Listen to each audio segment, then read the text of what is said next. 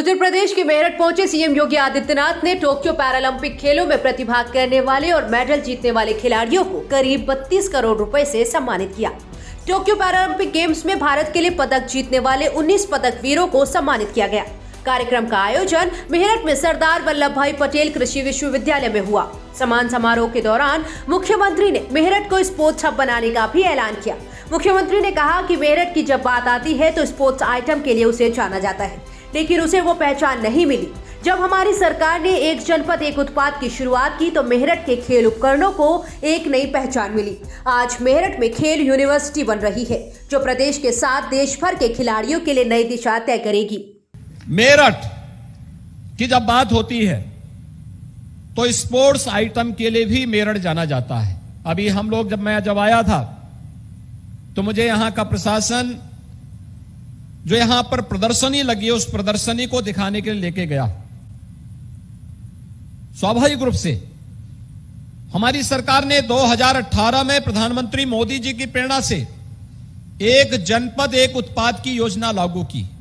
एक जनपद एक उत्पाद का मतलब जिस उत्पाद के माध्यम से उस जनपद की पहचान बन सके, जिस उत्पाद के माध्यम से वहां पर व्यापक रोजगार की संभावनाओं को आगे बढ़ाया जा सके और जिस उत्पाद के माध्यम से वहां पर न केवल रोजगार बल्कि निवेश की उन संभावनाओं को भी आगे बढ़ाया जा सके, उस व्यवस्था को आगे बढ़ाने के लिए जब हम लोगों ने चयन किया था, तमाम प्रकार के शोध करने के बाद जो हमारे सामने आया कि मेरठ को हम लोग स्पोर्ट्स आइटम के लिए चयन करेंगे और मुझे प्रसन्नता है कि आज मेरठ ने एक लंबी छलांग इस दिशा में लगाई है और इसीलिए यहां पर अब एक मेरठ में स्पोर्ट्स यूनिवर्सिटी भी राज्य सरकार दे रही है।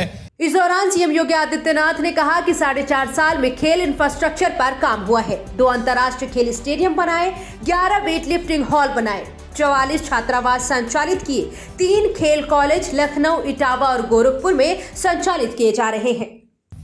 कि टोक्यो ओलंपिक गेम्स एवं टोक्यो ओलंपिक पैरालंपिक में भारतीय टीम के जितने भी प्रशिक्षक गए थे उन सभी प्रशिक्षकों को भी राज्य सरकार 10-10 लाख रुपए की राशि उन्हें पुरस्कार स्वरूप प्रदान करेगी, जिन्होंने इस पूरे आयोजन में भाग लेकर के इस कार्यक्रम को आगे बढ़ाया।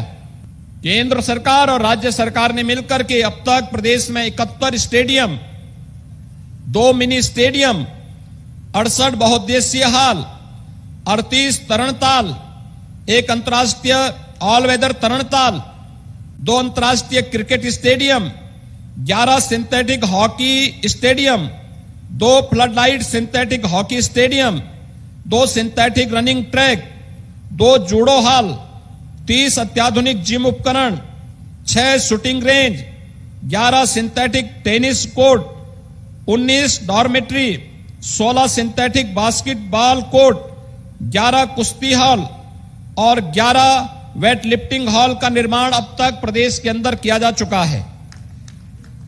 16 खेलों के लिए 19 जनपदों में 44 छात्रावास वर्तमान में संचालित किए जा रहे हैं और जिसमें आवासीय क्रीड़ा छात्रावास के खिलाड़ियों को 250 रुपए प्रतिदिन प्रति खिलाड़ी की दर से भोजन, गहन प्रशिक्षण, शिक्षा, चिकित्सा, आवास, किट आदि निःशुल्क भी प्रदान किया जाता है।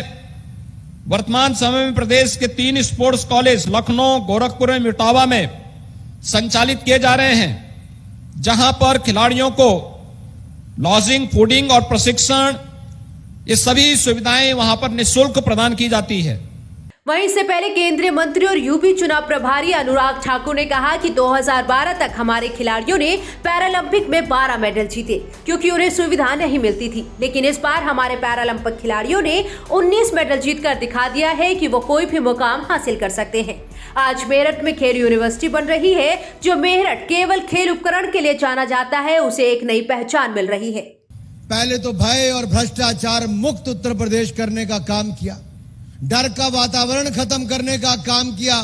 मैं मेरठ बहुत वर्षों से यहां पर आता हूं। मेरठ में जो होता था या बहुत सारे यहां के क्षेत्रों में जो एक भय का वातावरण होता था, शाम को बेटियों को बाहर निकलने में भी डर होता था, व्यापारियों को भी काम धंधा जल्दी बंद करना पड़ता था, वो डर का वातावरण भी खत्म किया है तो योगी आदित्यनाथ जी ने किया है मेरे भाई और बहनों।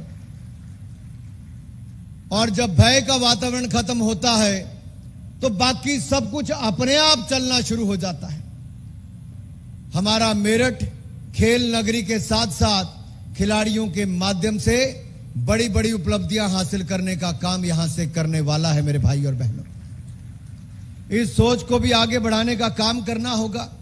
और मैं तो ये कहना चाहता हूं, हमारे जो युवा खिलाड़ी यहां पर आए हैं, ये इनका ही दृढ़ निश्चय, इनका ही संकल्प है, इनकी ही सोच है, इनका ही सामर्थ्य है, इनकी ही अभ्यास के कारण, इनके ही प्रयास के कारण ये संभव हो पाया कि कोविड-19 पैंडेमिक के समय भी ये खिलाड़ी अपने घरों में नहीं बैठे, ये अभ्यास भी करते रहे, प्रयास भी करते रहे और मेडल जिताने का काम किया है तो हमारे पैरालंपिक्स खिलाड़ियों ने किया है।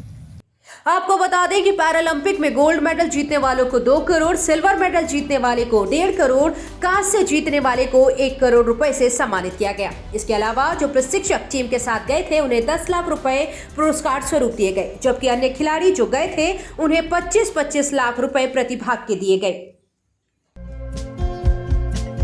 हमारे चैनल को लाइक, शेयर और सब्सक्राइब जरूर करें और नई अपडेट्स के लिए बेल आइकन दबाना ना भूलें।